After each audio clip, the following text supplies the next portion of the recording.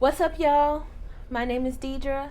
Black Lives Still Matter, and this is ShadeTree Reads. So, this is going to be my wrap up of everything that didn't fit prompts for the Asian Readathon. One second. Okay, let me just apologize in advance for any background noise you might hear in this video, but neighbors are still going to be neighbors. Anyway, in the month of May, everything total, I read 16 books. 13 did not fill any prompts for the Asian Readathon. 5 of them were books, novels, novellas, or short stories, and 8 of them were comics, graphic novels, or manga. Okay, and I'm looking down at my notes. So I'm just going to go in order of what I read and kind of give you a rundown. I might have already talked about some of these in my TBR, so I'm not going to give you too many synopses, but if I really liked it, I'll try to go into it. Okay, so the first book that I read in the month of May was Neighbourly by Katrina Jackson. So this one was a novella, and I gave it 5 stars. I loved it a lot. I'm like Michelle Obama. That's me with this book. But so it follows the story of Calvin, who is a boxer, an amateur boxer, trying to win some title matches so that he can go pro and get sponsored.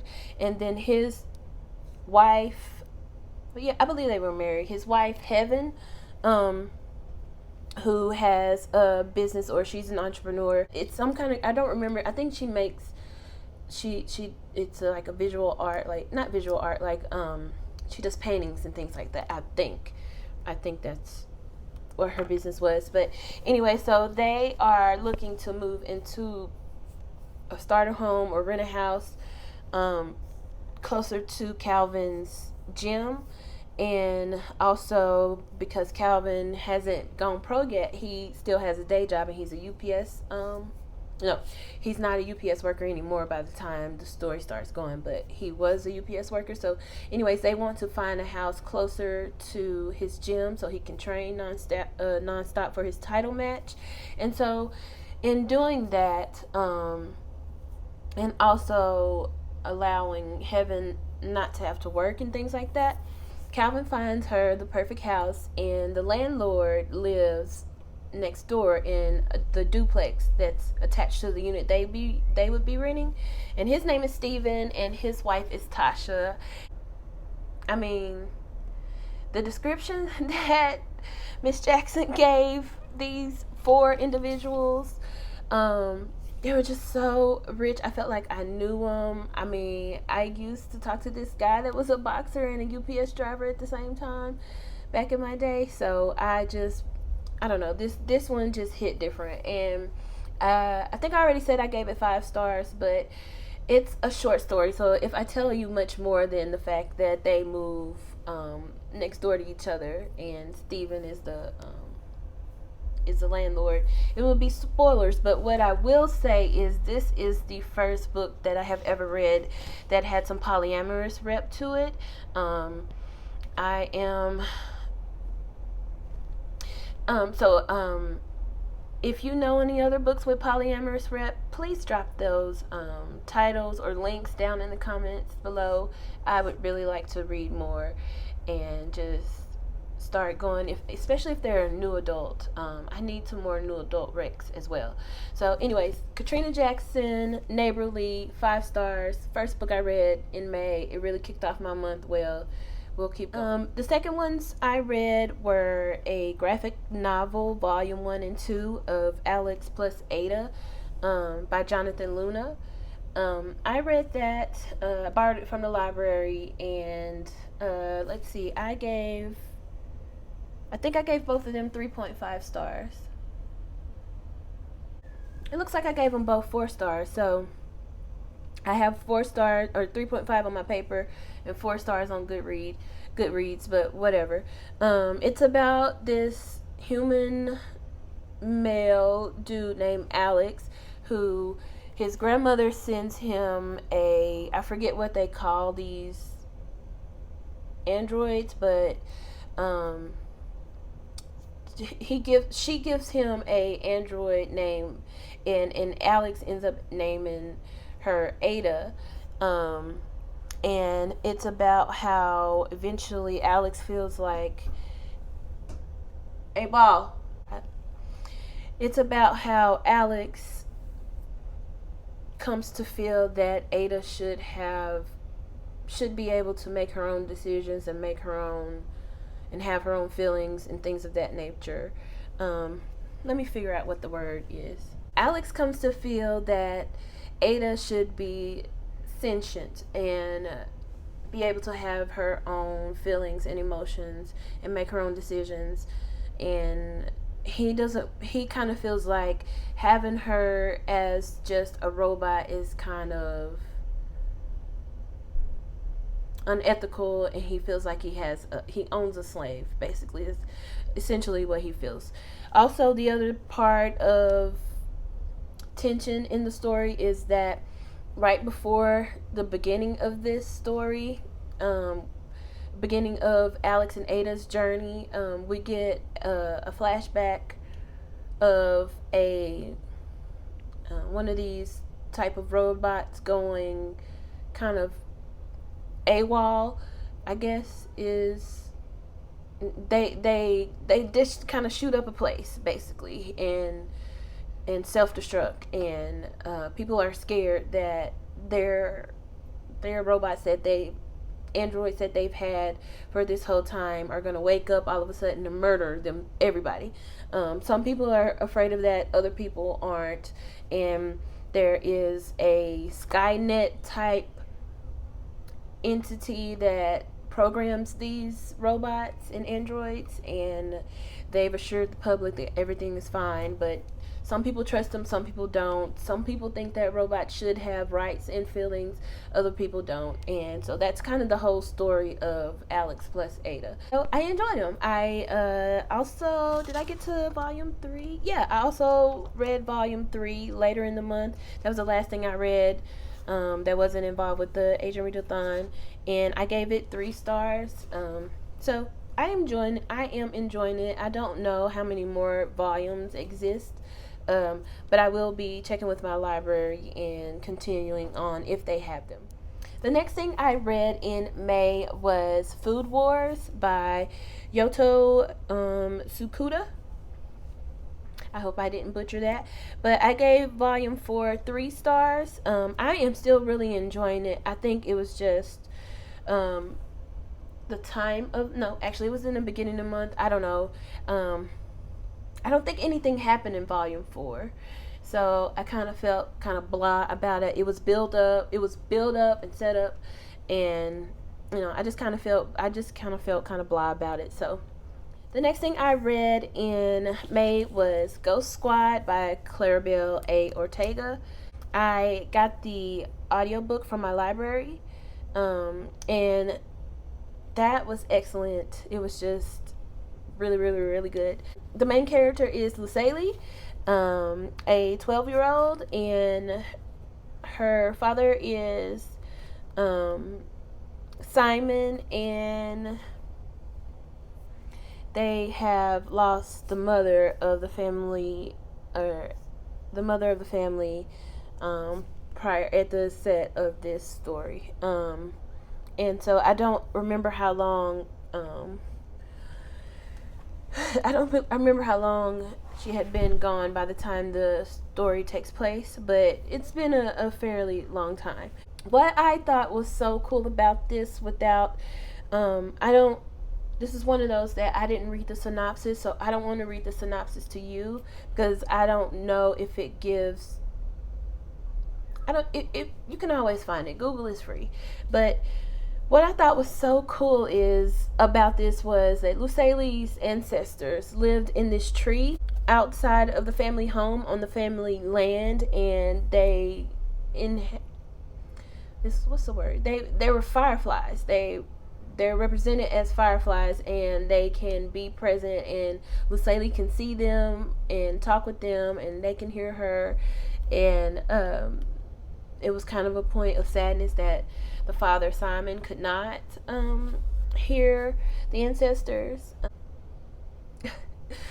Lucille's cousin, Sid, I loved Sydney too. It was just so fun. If you need if you have some kids in your life that actually love spooky stuff and kind of like to be scared, not even scared, but just like suspense and tension, or action, I would highly suggest this, or adults too. I really enjoyed it. The next thing I read in May was LaGuardia by Nnedi Okorafor. I gave this 3.5 stars. It says Nnedi Okorafor, Tana Ford, James Devlin. It's my notes that I have here, and I guess those are probably the writers, the artists, and the colorists, I'm assuming. But the majority of this takes place in Lagos or New York City, between the two. The main character is Future, and that's her name, or their name. There was a lot of non-binary rep in here. I really enjoyed that aspect of it. But so I should not give Future any pronouns because I don't remember what they were. But let's see. We had Future, which was a human person with the womb, and then we had Citizen,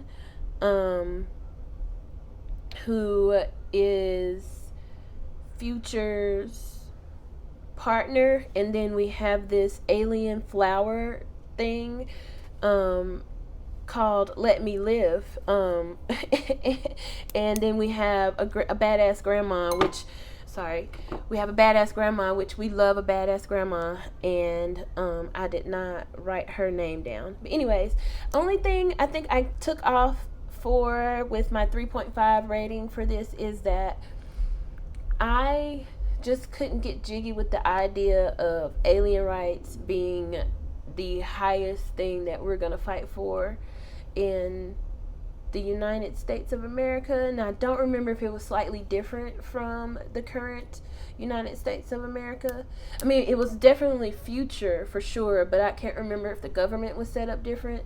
And so I just, in the month of May, let's see, I just wasn't trying to hear anything just crazy. So I think that's why I took off 1.5 stars for my rating from this. But otherwise, I enjoyed it. If it had a part 2, would I read it? If my library had it. The next thing I read in May was Fence by C.S. Pacat. I gave it 4 stars. I liked it, I think. I don't remember that much about it. Did I give it 3.5 stars, or did I actually give it, let's see if I actually gave it 4 stars. No, it looks like I gave it 4 stars flat out. This is another one I got from my library. They did not have volume 2. I remember that. Otherwise, I would have already read volume 2. And I think it's like 10 or 11 bucks on Amazon. And I got a Kindle, so if I was going to get it, I would get it on Amazon. But I don't want to purchase things from Amazon right now. And anyways, so we're here. So we're using Libby, and we're just living our best life that we can live from that selection. Anyway, so Fence was, I don't remember a whole lot about it. I enjoyed it. It's getting a lot of hype. A lot of people are reading it here lately. A lot of people are reading Fence here lately. I heard it from, I don't remember who, but I definitely heard it from another booktuber. I don't remember exactly who. Anyways, I enjoyed it. I'll continue once my library gets the rest of the volumes. The next thing I read was The Obelisk Gate by N.K. Jemisin. I buddy read this with Sunny over at A Sunny Book Nook.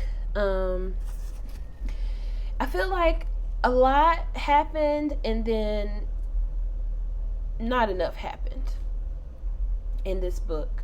I have not started the follow-up The Stone Sky. I haven't started it yet. I gave this 3.5 to 3.75 stars. I couldn't give it 4 stars. It was not a 5-star read for me. It was just set up for the finale. We learned a few things about characters we already knew, we already met. I think we met a couple more players.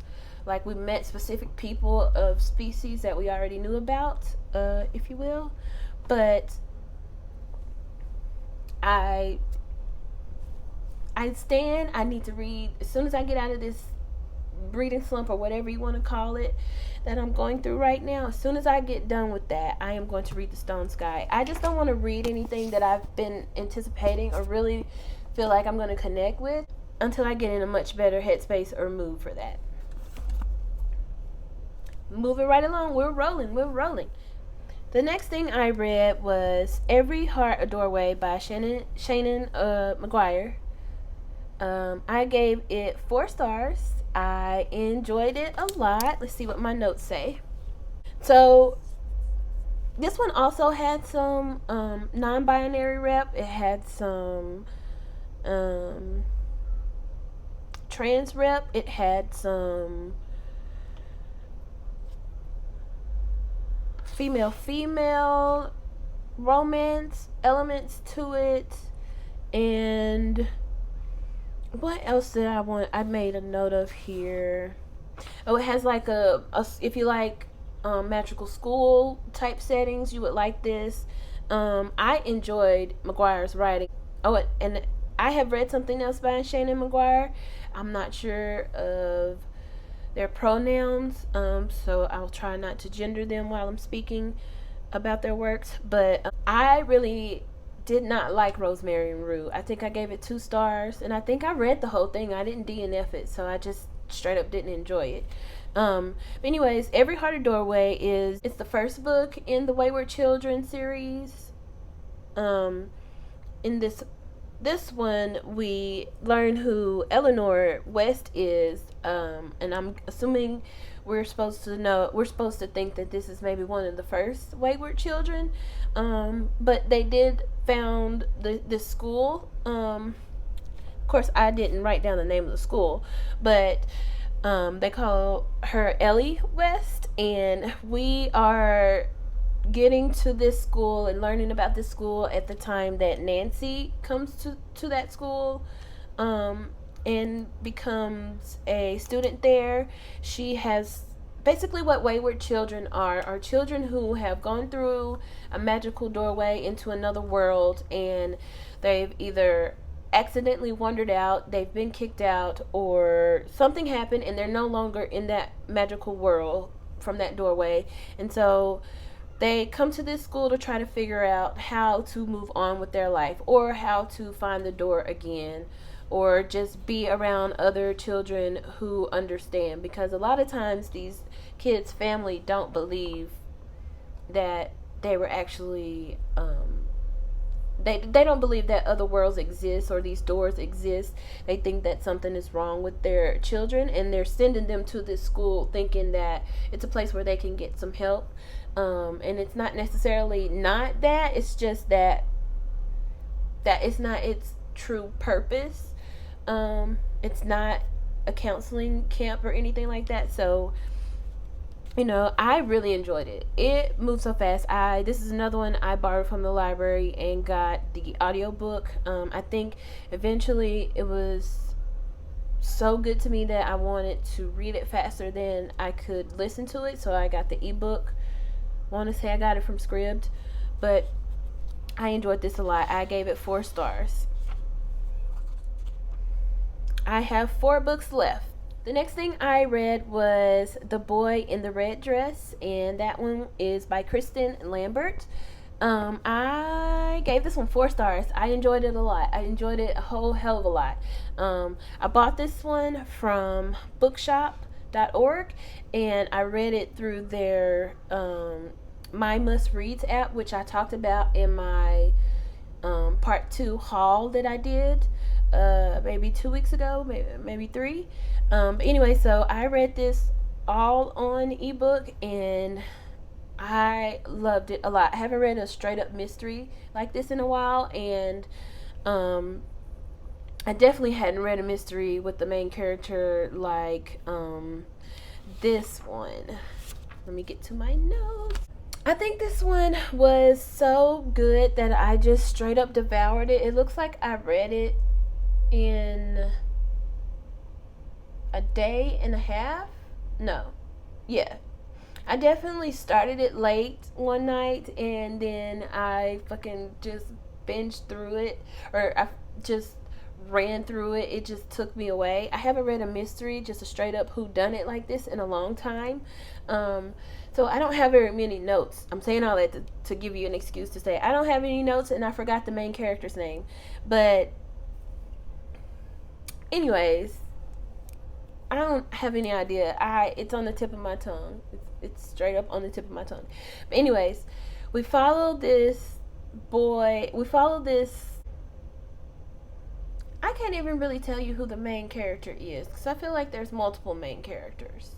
There's the boy in the red dress, who is really the focal point of everything that goes on in this story. But there's somebody else that there's probably a word, and since I wasn't an English major or anything like that, I have no idea.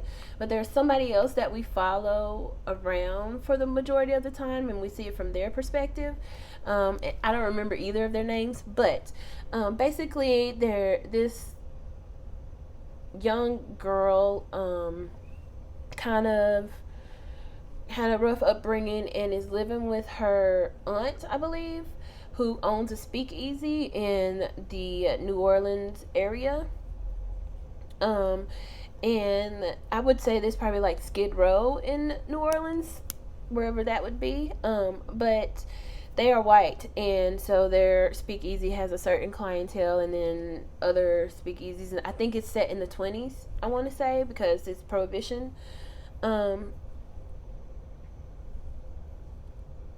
So anyway, so the character, now I would say our second main character, the girl, she basically is running the speakeasy the night that a murder happens, and it involves the long lost friend of the boy in the blue dress. I mean, the boy in the red dress. And so everybody thinks that because they saw the person who is now dead and the boy in the blue dress kind of having heated words off to the side, everybody is accusing him of the murder. And so the second main character kind of sets about to exonerate her friend, and we follow her going around town trying to collect clues and bumping into this one detective who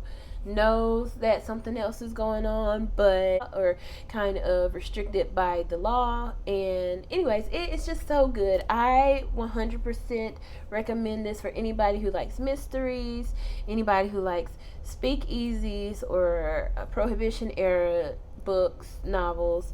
It was so much fun. I will pick up anything else that Kristen Lambert writes. The next thing I read is Tokyo Ghoul. I gave it 3.5 stars. It was pretty cool. I don't have any notes for Tokyo Ghoul either, so I think I just devoured it. I know that I had to read it in a hurry because my library loan was going to run out. So I hurried up and read it and returned it. So I didn't make any notes, but 3.5 stars is not a bad rating from me. I enjoyed it. The next thing I read was Umbrella Academy. I did not write the author's name. I gave it 3 stars. I gave it straight up 3 stars. I maybe should demote that down to 2.5 stars. I really didn't like it. I know everybody's singing the show's praise, but I did not like the graphic novel that much. It was okay. 2.5 stars is a more accurate depiction of my feelings for that book. And then lastly, I read the 3rd volume of Alex and Ada. I gave it 3 stars. I can't tell you anything about it because it would be straight spoilers, but I enjoyed it enough to give it 3 stars, which I'm smiling about Alex and Ada. I wasn't smiling that much about Umbrella Academy, so I don't know. 3 stars is not a bad rating. I still stand by that. So that's why I need to move Umbrella Academy down a little bit. Anyways, that wraps up everything I read in May. I hope you enjoyed, or maybe didn't recognize some of these books. Maybe you saw something that you might pick up next month, and I hope to see you in my next video, which will be a TBR announcement. The Throwback-a-thon, which is a readathon that's going to take place from the 15th to the 21st by the Black Prose Club. I will link that announcement video in the description box, but stay tuned for that TBR. It'll be a couple days. See y'all.